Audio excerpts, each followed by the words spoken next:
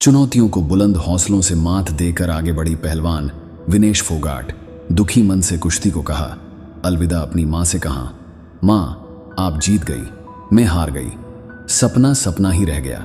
यह एक ऐसा नाम है जो आज हर देशवासी की जुबां पर है।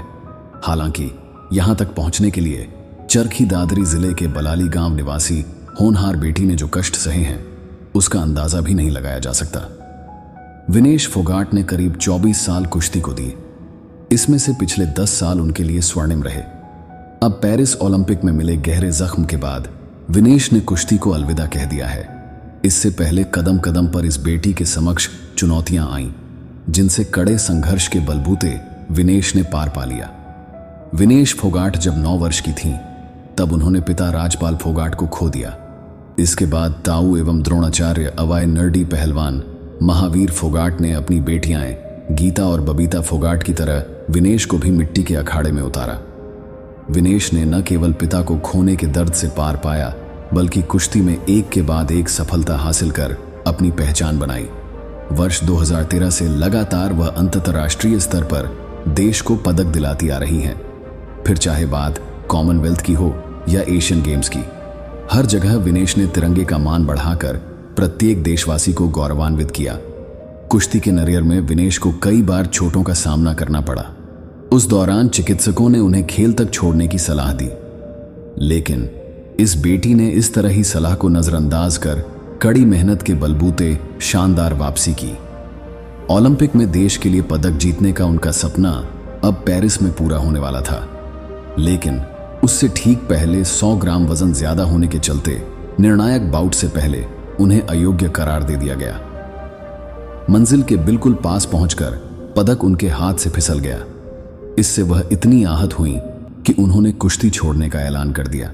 हालांकि उनके इस फैसले से परिजनों के अलावा प्रत्येक देशवासी स्तब्ध है। व्यक्तिगत जीवन और पृष्ठभूमि बारे में जाने तो विनेश फोगाट का जन्म हरियाणा के भिवानी जिले के बलाली गांव में पहलवानों के परिवार में हुआ था।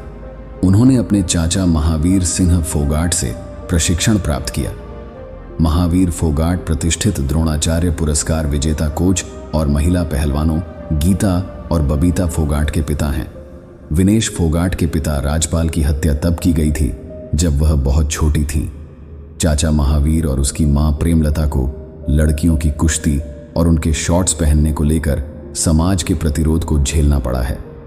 विनेश अपनी चचेरी बहन गीता फोगाट और बबीता कुमारी के नक्शे कदम पर चल रही हैं। वह भारत के सबसे प्रसिद्ध कुश्ती परिवार से ताल्लुक रखती हैं। उनके चाचा महावीर सिंह फोगाट ने बहुत ही कम उम्र में उनका इस खेल से परिचय करवा दिया था। हालांकि जब विनेश फोगाट ने कुश्ती शुरू की थी, उस दौरान गीता खुद को धीरे धीरे राष्ट्रीय मंच पर स्थापित कर रही थीं। उन्हें भी आगे चलकर इसी तरह की बाधाओं और असफलताओं को दूर करके आगे बढ़ना था। विनेश को भी गांव के लोगों के विरोध का सामना करना पड़ा, जिन्हें लगता था कि कुश्ती सिर्फ पुरुषों का खेल है और महिलाओं को बस घरों तक सीमित रहना चाहिए। महज 9 साल की उम्र में विनेश को अपने पिता की अचानक हुई मौत का दुख झेलना पड़ा। वर्ष 2013 से लगातार वह अंतर्राष्ट्रीय स्तर पर देश को पदक दिलाती रही है। एशियन गेम्स 2018 में पोडियम पर शीर्ष पर रहने के बाद हरियाणा की इस पहलवान ने अपने साथी पहलवान सोमवीर राठी से शादी कर ली। हालिया वर्षों में भारत से उभरे बेहतरीन पहलवानों में से एक के तौर पर विनेश फोगाट ने मैट पर अपना शानदार प्रदर्शन दिखाते हुए कुश्ती की विरासत को आगे बढ़ाने का काम किया है।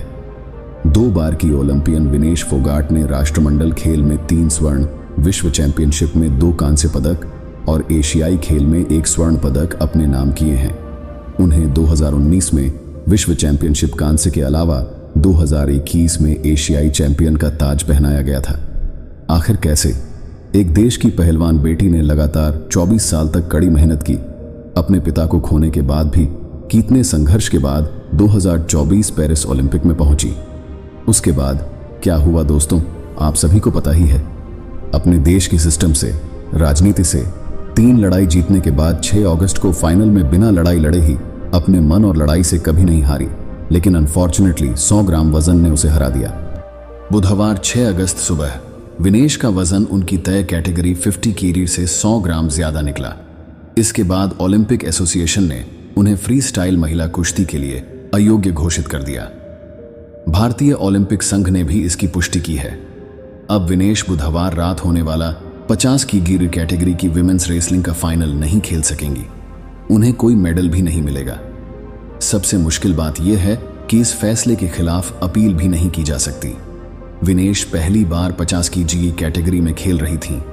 इससे पहले वे 53 की जूर में खेलती थीं।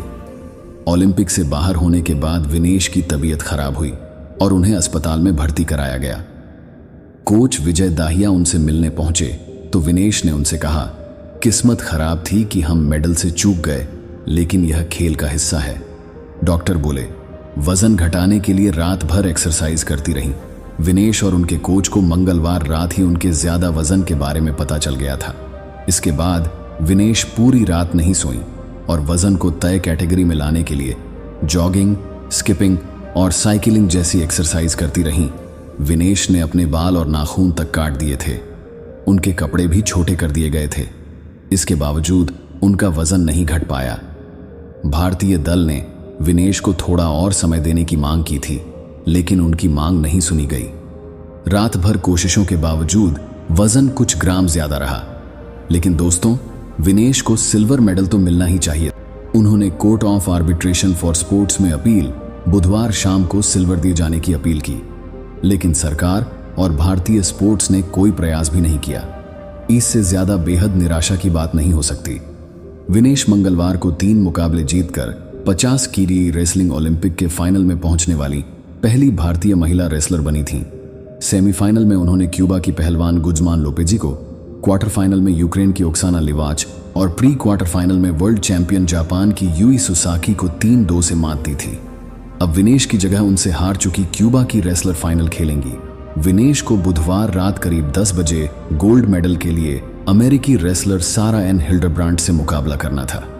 ओलंपिक नियमों के मुताबिक अब विनेश की जगह सेमीफाइनल में उनसे हार चुकी क्यूबा की गुज़मान लोपेजी ही फाइनल खेलेंगी।